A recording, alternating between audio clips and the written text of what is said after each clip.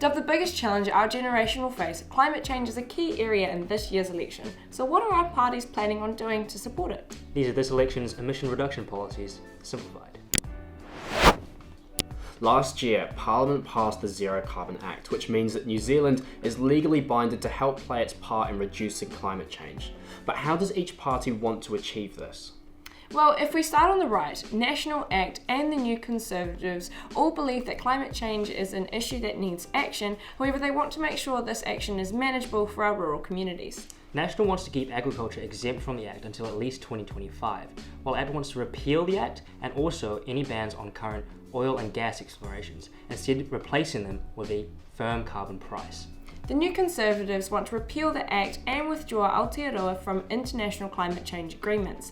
They believe that the money spent on international agreements is put to better use by funding domestic pollution research. In the centre, New Zealand First want to support research into regenerative farming. They believe that the quality of New Zealand's agriculture sector must be preserved, but the quantity of the product must be decreased. On the left, TOP, the Green Party, the Māori Party and Labour all fully support the Zero Carbon Act. However, they also want to do more in the fight against climate change.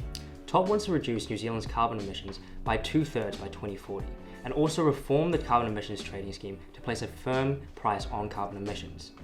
The Māori Party wants to ban all oil and gas exploration in New Zealand within 5 years and also bring agricultural methane into the emissions trading scheme. Labour and the Greens want to become 100% sustainable by 2030 and ban any new fossil fuel sites. They also want to give incentives for businesses to become energy efficient as well.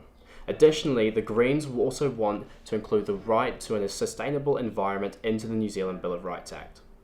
Bear in mind, this is just a small snapshot of the vast array of policy that parties have got out there. To check out the full range of policy on climate change and our environmental protection, head to policy.nz. And that's this election's emission reduction policies, simplified.